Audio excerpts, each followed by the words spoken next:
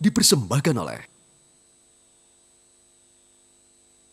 Saya saya minta maaf. Saya minta maaf. Boleh buat keluarganya, terutama orang tuanya. Kalau Melisa pasti itu pasti. Itu bukan kemungkinan lagi, itu pasti. Saya nyesel banget.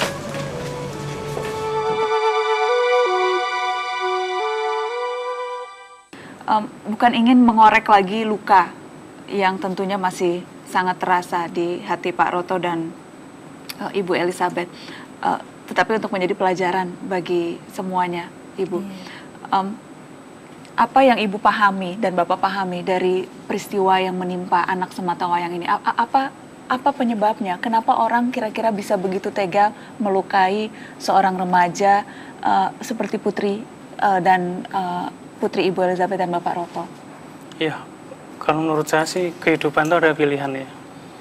Bisa memilih, dan itu Tuhan berikan keleluasan kepada umatnya untuk memilih. Termasuk pada hari ini pun saya diundang kemari juga itu pilihan saya bisa menolak, bisa datang kemari. Jadi seperti Hafid sama Asifa, sebenarnya dia punya pilihan untuk menyelesaikan dengan baik. Tapi kenapa dia memilih dengan cara menyelesaikan dengan cara membunuh? Itu saya rasa sih mungkin buat dia selesai, masalah selesai. Tapi dia nggak berpikir setelah Sarah tidak ada, setelah Sarah meninggal, yang mengganggu hubungan mereka nggak ada. Tapi kehidupan dia sebenarnya belum selesai. Karena pada akhirnya dia sekarang berurusan dengan hukum. Iya. Dan mungkin yang lebih membuat Sarah nggak dikenal bahwa Sarah meninggal dengan cara tidak wajar. Ada pukulan-pukulan di daerah tertentu yang menyebabkan bahwa di daerah-daerah yang disakiti itu akan mengalami pembusukan lebih awal. Jadi seperti di muka itu mukanya memang udah hitam sekali, sudah nggak dikenalin. Bahkan bola matanya aja udah 90% udah keluar.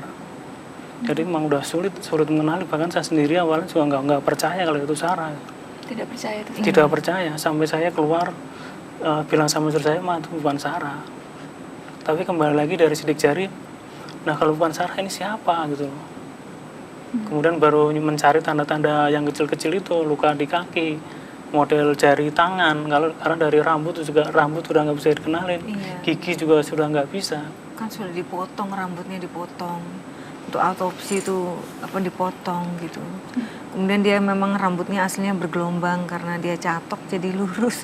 Tapi saat di ruang jenazah itu sudah bergelombang, tinggal segini rambutnya. Jadi kan itu sudah tidak bisa mewakili Sarah seperti dia saat dia hidup. Muka yang paling utama itu ya dari wajahnya. Gitu. Ya memang bahkan ibu yang melahirkan sendiri pun tidak bisa mengenali. Iya. Mau cium-cium juga nggak bisa. Mau peluk juga nggak bisa.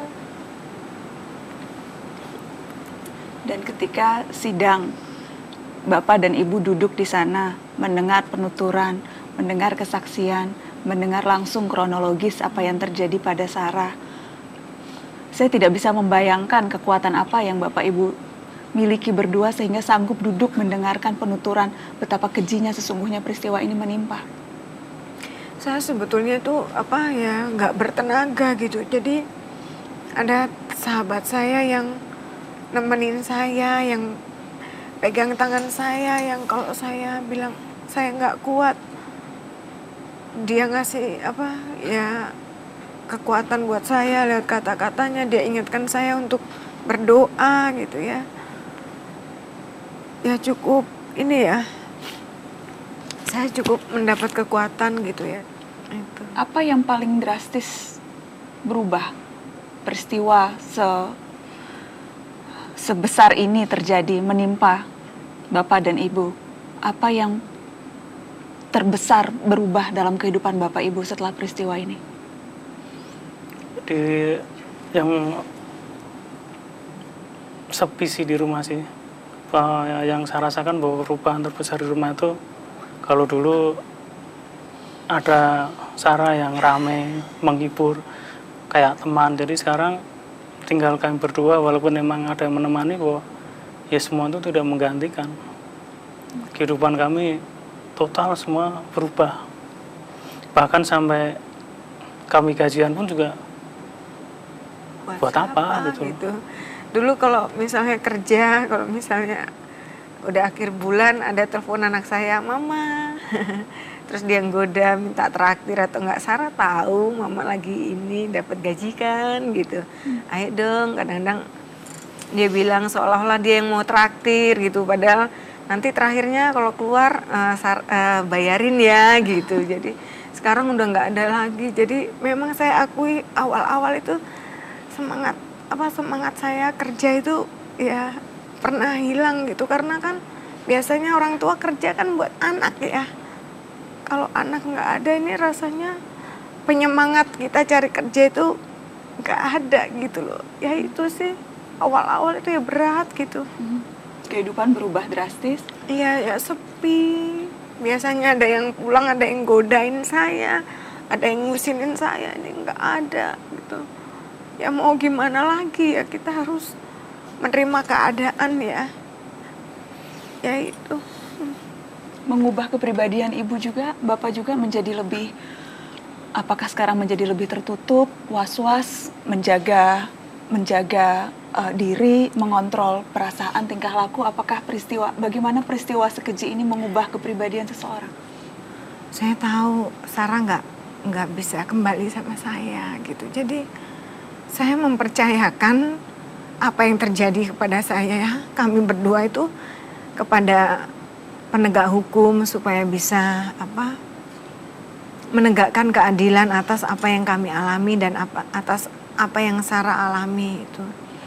Ketika tadi Ibu Elizabeth bilang Pak Roto bahwa wakil Tuhan sekarang di dunia adalah aparat penegak hukum, karenanya berharap mereka betul-betul akan bisa melakukan tugasnya, menegakkan keadilan. Sejauh ini yang Anda lihat proses, apakah memang sudah sesuai yang diharapkan keluarga? Sampai saat ini bisa sampai sesuai dengan yang kami harapkan.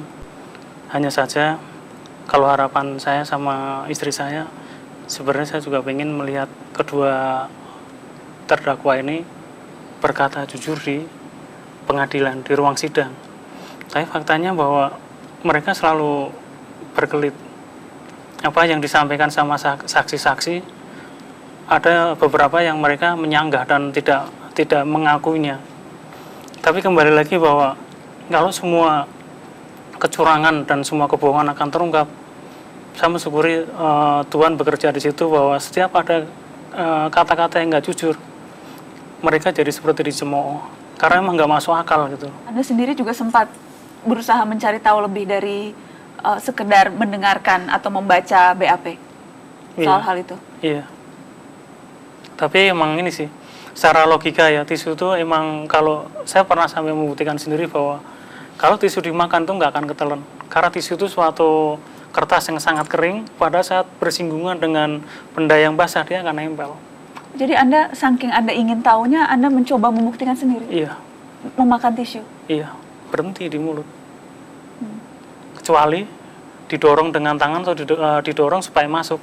Kemungkinan besar ya masuk. Dan Anda melakukan itu untuk membuktikan? Saking gregetan. Kok iya sih anak saya sampai doyan tisu, sejak kapan itu? Sarah itu hidup sama kami hampir 19 tahun, nggak pernah minta makan, minta makan tisu, enggak. Bahkan nasi pun yang kalau dia nggak suka nggak mau makan. Apalagi itu sampai minta makan tisu. Perhatian yang begitu besar terhadap kasus ini, media menyoroti, semua orang membicarakan. Bagaimana dampaknya terhadap ibu dan bapak? Perhatian media yang luar biasa terhadap apa yang terjadi pada Sarah. Lebih banyak manfaatnya atau justru membuat lebih berat, Pak Roto? Kalau saya memantau dari media, kan dari media online, kalau yang saya baca itu, saya lebih sering mengatakan bahwa mereka yang membaca atau melihat berita yang menimpa Sarah mendukung kami. Ada beberapa persen yang berseberangan dengan kami, ada, tapi secara keseluruhan mereka berempati terhadap kami. Dan saya meyakini mereka juga turut mendoakan kami. Ya, harapan kami dari keluarga korban bahwa kami menginginkan keadilan masih berpihak di keluarga korban. Kemudian bahwa kami juga berharap bahwa kedua tersangka bisa mengakui perbuatannya. Karena Apa keadilan yang setimpal menurut Bapak dan Ibu terhadap perbuatan ini?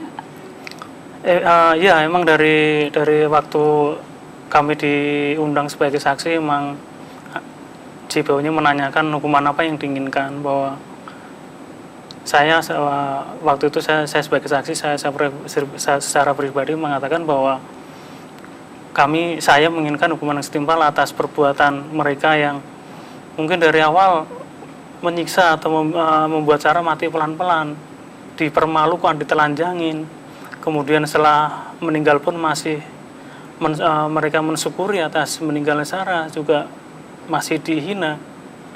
Ya, kami menginginkan bahwa penegak hukum memberikan hukuman yang setimpal supaya kedua tersangka ini mempunyai efek jera. Apa yang dilakukan itu salah.